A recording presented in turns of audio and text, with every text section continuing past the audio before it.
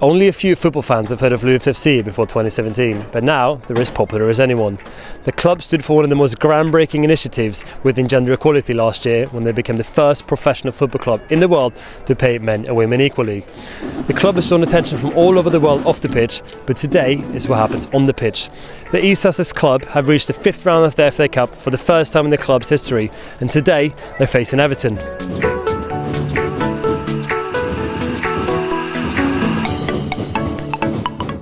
It's a very proud moment actually. You know, this club's come from playing in a combination league where no one really knew Lewes, it was always Little Lewes, to where they are today. And I think what this club's achieved is amazing, and hopefully other clubs can look at this and really push on and use this example actually, because you know, we're only going up now. You know, we're building a great team here, men and women, and you know, we're pushing for everything.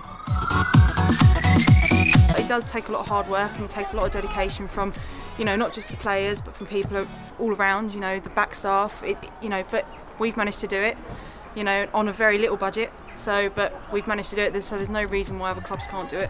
I think if you do something and you're the first to do it, it sets, hopefully sets a little bit of a domino effect, that people recognise you can invest and you can get success from that investment. And you know, the whole club has got success from the investment. So the men's team are doing well, the youth teams are doing well for both sets of players, so male and female. So it's been a real positive introduction and a season for us. The deal has received a lot of media attention, but how much does it mean for the players? You've seen the push that when they're being paid and how their players are. Well, in the Premier League it's a bit different, so because we've now got that and we've now got that facility to give to the girls, the players we've brought in and the club we're creating now and how we're playing, it's just a great buzz and it's a great atmosphere to be involved in the club. I think they want to be valued, so the players understand that it's not just about being paid to play football, it's all the other things. So it's being able to play on the pitch, having the training facilities, having the support staff in the background to try and help them progress, because they first and foremost want to play at the best level they can, and being compensated for it is fantastic, but probably those other things would be higher on their priorities initially.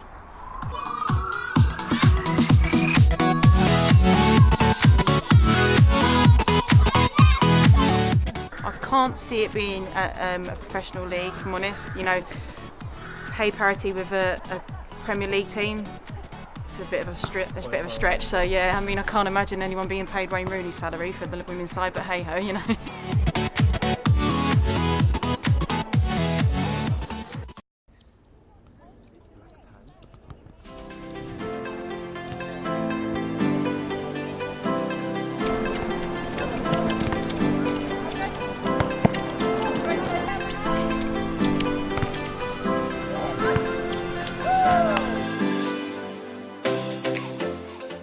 One person that is highly dedicated to football is Em Hill. The female coach has started her own football club called South London Laces a few years ago, and that club won Sports Club of the Year award in Wandsworth in February. She also hosted Football Week for Girls 2 years ago while she was working for the London FA. I think from playing football since I was little, there wasn't anywhere near the opportunities that there are around now for girls to play football. My mum had to write a letter to my primary school to even get me to play on the football team. Have everybody else playing it is just part of a passion, and it's something I do day in, day out, and enjoy doing, enjoy seeing, enjoy working with players and people, so that's the main inspiration.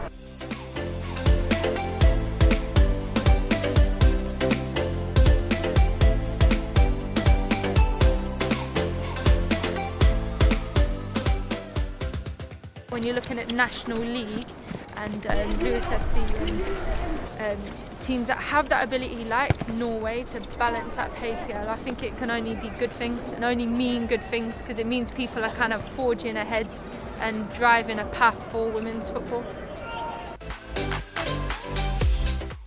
I think because women's football was pretty much banned for 50 years in this country, it's got some catching up to do really, and I don't know where it would be if that hadn't have happened. I don't know where women's football would be now. I don't know if it'd be 50 years ahead or we'd still have the same problems we're having now because of it being women's football in itself and gender inequality as a societal issue as a whole. That kind of reflects in football as well. So I think there is issues, but I think there's a lot of people doing a lot of good work to try and level the playing field.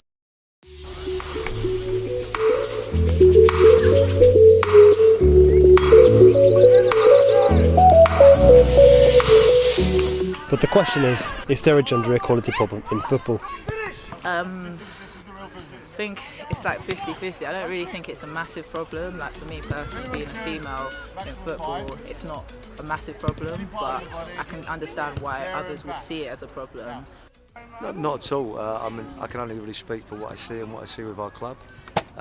Crystal Palace are 100% behind the club, as you can see in social media at the moment.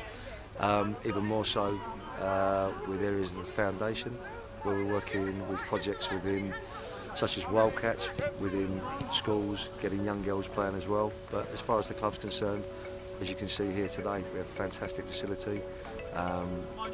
Everything as far as a kit, training equipment, coaches, the level of coaches that we need is provided. So no, as far as our club, I think it's fantastic. In 2017, Norway became the first national team in the world to pay men and women equally while being on national duty. The deal was signed with the respected captains, Fulham Stephanie Hansen and Chelsea player Maren Mjelde. Hello, I'm Stefan Johansson and I believe in gender equality. Hi, I'm Maren Mjelde and I believe in gender equality. The deal sees the women's team now receive a pay rise of £225,000, with both teams now receiving £541,000. So what made this deal so historic? Well, while females worldwide have identified their organisations for fair treatment and salary, it was actually the Norwegian FA who made the first move. First of all, I'm really proud to be the first team that gets equal pay. Yeah, it just means that we're a step ahead of other nationalities, so it just makes me really proud. In another way where we can just focus on football, they have plenty other things to do, so I hope we set an example for other countries as well. It was the Player Association NISO, what's it called, in Norway, and they tried to work out a deal with the federation, and that's how it started. And they asked us a question if we were willing to give some of our bonus to the women's team as well. So that the agreement was basically if we gave some of our bonuses, that they could equal the pay. And when me as a captain forward this to the other players in the group, it was no problem at all. Reaching for a distant star, don't stop now. Isn't it strange how we're safe at home? Today counting days until the second goal. If you're gonna make a change, you have to let me know. Yeah, well, it is still a difference between men's and women's football, but I think maybe it always will be a bit of a difference because of interest and commercial interest especially, but we can see that especially maybe in this league now that the women's are getting more attention, and I think the women's football is just growing and growing. I think in general in sports it's loads of difference, but I can only talk for football. I'm a football player, so.